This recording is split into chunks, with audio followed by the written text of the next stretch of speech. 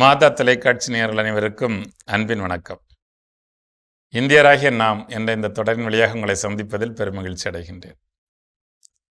அடுத்து இன்று நாம் பார்க்க இருப்பது ஒரு மாநிலத்திற்கான தலைமை வழக்கறிஞர்.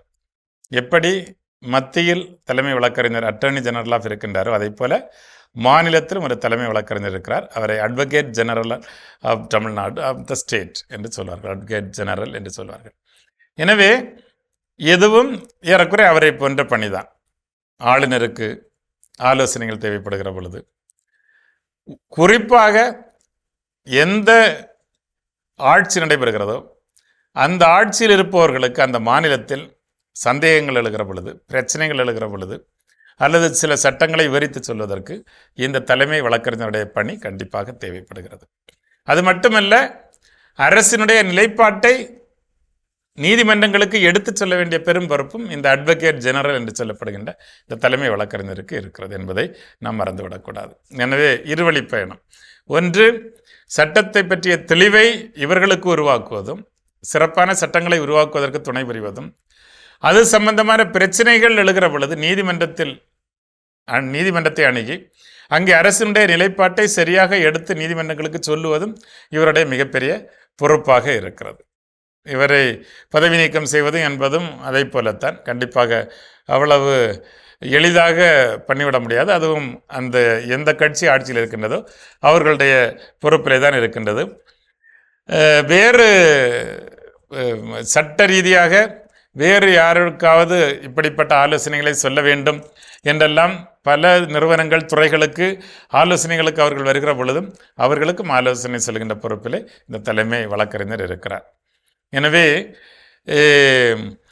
ஒரு அரசு உருவாக்குகின்ற கொள்கைகள், சட்டங்கள் இவை அனைத்தும் எப்படி இருக்க வேண்டும் என்பதற்கு அரசியலமைப்பு சட்டம் ஒரு கடிவாளம் போட்டு வைத்திருக்கிறது.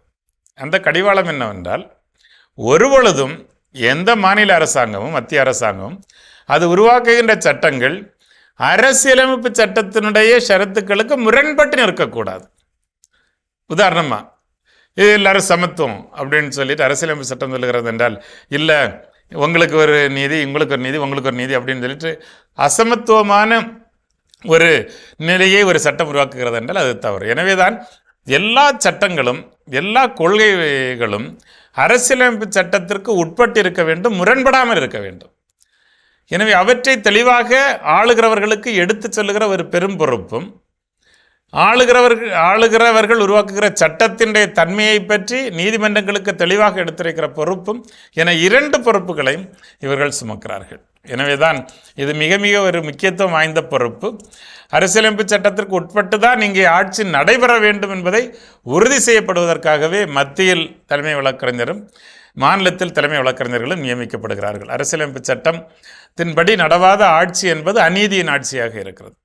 அரசியலமைப்பு சட்டம் காட்டுகிற வழியில்தான் ஒரு நாடு நடைபெற வேண்டும் என்பதுவே அரசியலமைப்பு சட்டத்தை உருவாக்கியவர்களுடைய கனவும் நினைவுமாக இருந்தது. அதை செயல்படுத்துகிற தளத்தில் இருக்கிறவர் தான் இந்த தலைமை வழக்கறிஞர் என்பதை நாம் ஒரு பொழுதும் மறந்துவிடக்கூடாது. நம்முடைய மாநிலத்திலும் தலைமை வழக்கறிஞர் ஒவ்வொரு ஆட்சி மாறுகிற பொழுதும் அவர்கள் மாறிக்கொண்டே இருக்கிறார்கள். எனவே ஒரு துரதிர்ஷ்டம், அவர்கள் வந்த பிறகு தங்களுடைய அரசின் திட்டங்களை, சட்டங்களை நியாயப்படுத்துகிற ஒரு கருவியாக பயன்படுத்தப்படுகிறார்களே தவிர, உண்மையாக அரசியலமைப்பு சாசனம் சொல்லுகிற நல்ல மதிப்பீடுகளை உள்வாங்கி கொண்டு அதனுடைய சாராம்சத்தை, அதனுடைய ஸ்பிரிட் என்று சொல்லுகிறோமே, அதனை வெளிப்படுத்துகிறவர்களாக இல்லாமல் போய்விடுகிற ஒரு அபாயமும் இருந்து விடுகிறது. தங்களுடைய அரசை நியாயப்படுத்துகிற பொழுது பல நேரங்களில் பாதிக்கப்படுகிறவர்கள் ஏழைகளாக மாறிவிடுகிறார்கள். ஏன்னா இவர்களெல்லாம் நம்முடைய கணக்கிலே வர்றதில்லை. இவங்க யாருன்னே நம்ம நிறைய பேருக்கு தெரியாது, இவங்க என்ன பண்ணுறாங்கன்னு தெரியாது. இவங்க அரசு செய்கிறத பற்றி நீதிமன்றத்தில் என்ன சொல்கிறாங்கன்னு கூட நம்ம அக்கறை காட்டுறது கிடையாது. ஏதாவது ஒரு தப்பு நடக்கும்போது மட்டும் டிவியில் வந்தால் நம்ம கேட்டுக்குவோம், அதோட முடிச்சு போகிறோம். ஆனால் இவற்றில் எல்லாம் குடிமக்களாகிய நமக்குத்தான் பெரும் பொறுப்பு இருக்கிறது என்பதை நாம் உணர்ந்து கொள்ள வேண்டும் என உங்களை அன்போடு கேட்டுக்கொள்கிறேன். இந்த நாள் இனிய நாளாக இருக்கவங்களுக்கு வாழ்த்துக்களை தெரிவித்துக் கொள்கின்றேன். நன்றி, வணக்கம்.